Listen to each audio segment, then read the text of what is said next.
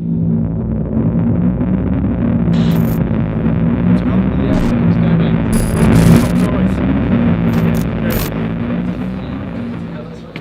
we are at Media Day with the main man himself, head coach of Carbon, Mr. Colin Heron. And you know what, I've just heard something sensational. I've just heard your main eventer promise the world he's going to stay under 90 kilograms and remain a welterweight his entire career. Have you heard such a thing? No, but I like the sound of it. Look, what are the chances of that, Colin? He certainly can do that. He certainly can do that. Will he do that? I hope so. Has that been the key for this camp? That he's kept himself low? Or has it just been a kind of progression, this bringing in a nutritionist that's helped? It's just a natural progression, and he's maturing and he's realising the importance of other things. He just enjoys the fight. And he's realised now it's not just about the fight, it's getting everything right before and taking away the stress that he used to have. I've never seen him this chilled. He's so relaxed, so energised, fully hydrated still now. He's excited and ready to go, and that's, because he's not worrying about weight cuts or nothing else but fighting. Is this when we're going to see him then at his most violent, at his most dangerous? Yep. When he's happy? Yep.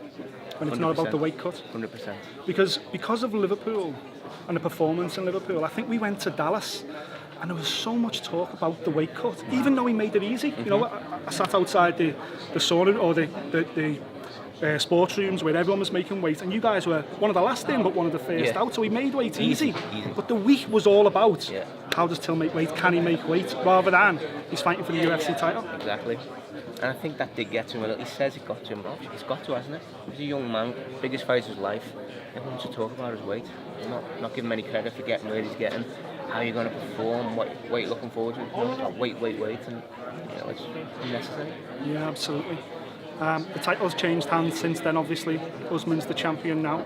First question, were you surprised that Usman did a number on Tyron Woodley? And secondly, come Saturday night, all being well, is that all roads lead to Kamaru Usman now? I honestly wasn't surprised. I didn't predict that. I spoke to Darren about that. I said, do you see you fighting Usman for the title? I think he's going to beat Woodley. I was surprised how easy he'd done it, how dominantly he'd done it. But again, kind of expected it. Woodley's, after 2 rounds, puts himself back on the fence, suited Usman. And that's what we were thinking he was going to do against Darren. After 3rd, he'd probably sit back, try and capitalise with a big right hand, and Darren would have just made a miss, countered, and it would have been good night. But unfortunately, it wasn't meant to be this time. But yeah, I'd definitely get past Masvidal first, and why not Usman too.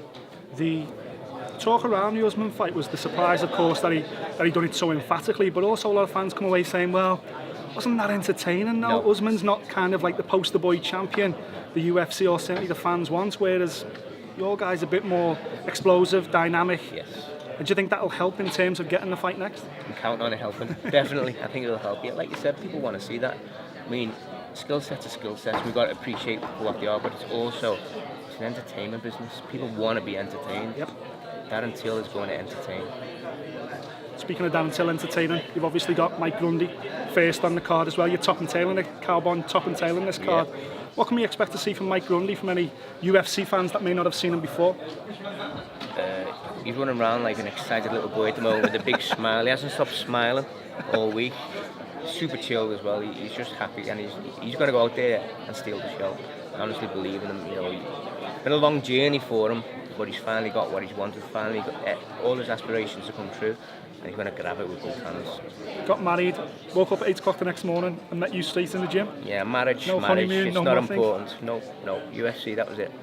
But the good thing about that kid is he's an inspiration to a lot of young kids. He's got 80-odd kids that wrestle for him, and if you wanted someone as a perfect example for an athlete and a human being, Mike Grundy's the man.